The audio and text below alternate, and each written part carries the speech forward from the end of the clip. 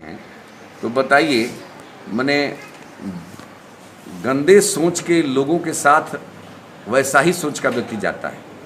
तो भारत की धरती पर क्षेत्रीय आधार पर, राष्ट्रीय आधार पर भी एक भारत को बनाने वाले लोग चिंता कर रहे हैं, दूसरी तरफ अपना परिवार और दूसरे साथ साथ देश को कमज़ोर करने वाले लोग कम कर रहे हैं। मैं तो एक ही बात कह सकता हूँ कि कांग्रेस के भाइयों, थोड़ा सा भी विवेक और विचारशीलता हो तो तुम्हारा उस समय चिंतन कहाँ गया था जिस समय जम्मू कश्मीर की धरती से ब्राह्मण लोग भगाए गए थे और एक भी कोई व्यक्ति बोलने वाला नहीं था। आज ब्राह्मण की बात करते हैं आप मेरे भाई, ब्राह्मण के भला की बात सपा वाले कर रहे हैं। ये बात कल्पना करो, जब 2003 में जिसके वोट से, जिन यादवों के वोट से अखिलेश यादव आज नेता बने हुए हैं, आज जिन यादवों के वोट से बने हुए नेता, उनके कम से कम सैकड़ों लोग 2003 में मऊ में मारे गए, खुलेआम मारे गए।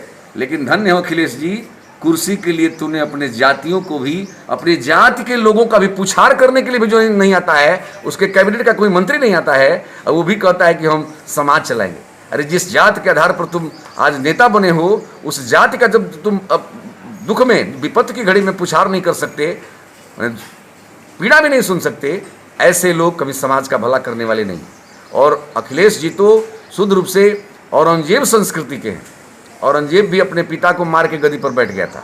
अब प्रजातंत्र में, प्रजातांत्रिक व्यवस्था में, भारत के प्रजातांत्रिक व्यवस्था में कोई औरंगजेबी संस्कृति का नेता है तो अखिलेश जी। और अखिलेश जी हैं, अपने पिता को, एक सम्मानित पिता को लातों से मार करके, हटा करके और देश का अध्यक्ष बन गया।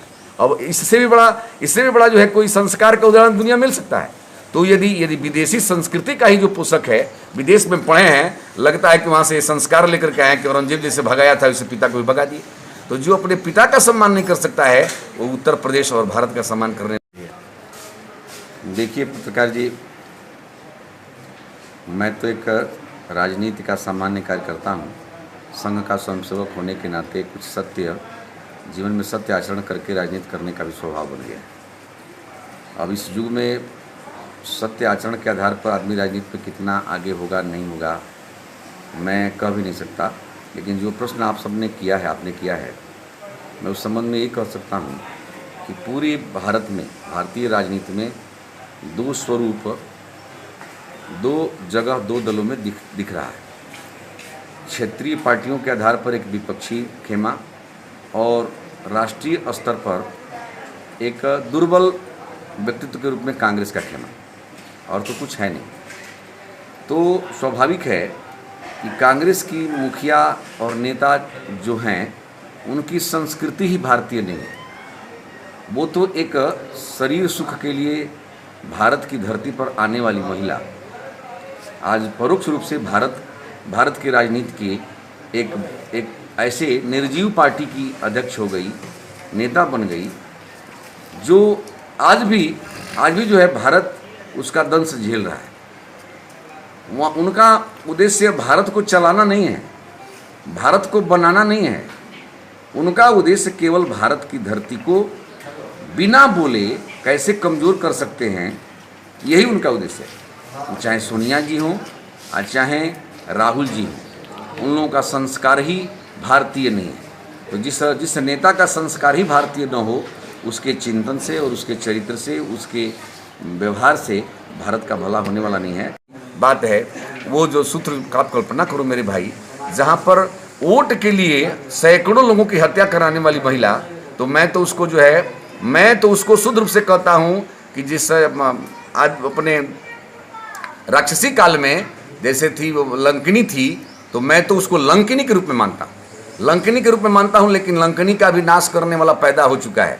मोदी जी और जोगी जी के साधारण यदि मोदी राम है तो जोगी हनुमान है, जोगी जी हनुमान है, तो राम और हनुमान की जोड़ी सदाचारियों का, व्यापारियों का, नौजवानों का, पूज्य लोगों का सम्मान करने के लिए भारत की धरती पर पैदा हो चुके हैं। और न ममता बनर्जी जैसे राजनीतिक लंकिनी का चलने वाला है।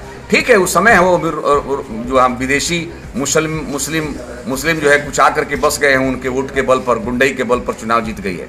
अब तो लगता है कि प्रजातंत्र में दल नहीं, राजनीतिक सेना बनाना पड़ेगा। और राजनीतिक सेना लड़ेगी, और जिसकी सेना कमजोर होगी वो नहीं, प्रजातंत्र प्रभावी नहीं होगा। मैं तो अब बिल्कुल मैं कह रहा हूँ कि अब कोई चाहेगा कि केवल डिजिटल व्यवस्था से कोई कर ले। मैं तो ममता बनर्जी बंगाल के चुनाव के बाद से मेरे दिमाग में बात आ रही है कि अब कार्यकर्ता ही नहीं, और राजनीतिक सेना के रूप में कार्यकर्ताओं को काम करना पड़ेगा। तब जो है रोहिंग्या और मुस्लिम आक्रांताओं का जवाब भारत की धरती पर दिया जा सकता है। लेकिन भारत कमजोर नहीं है। यदि लंकिनी पैदा हो चुकी है और इधर जो है सोनिया जी उसकी एक प्रेरक व्यक्तित्व हो गई हैं, जो केवल भारत की धरती पर सुख सुविधा प्राप्त करने के लिए आई हो, उसका कोई संस्कृति ना हो, ऐसे लोगों से कोई कहता है कि देश का भला हो जाएगा, हमारे समझ से वो अपने हिंदुस्तान के संस्कृति को और अपने पुरखों के स्वाभिमान को कभी दिमाग में उतारा ही नहीं है। यदि द्वारा भी उतारा होता तो इस तरह की बात उसके दिमाग में आती ही नहीं।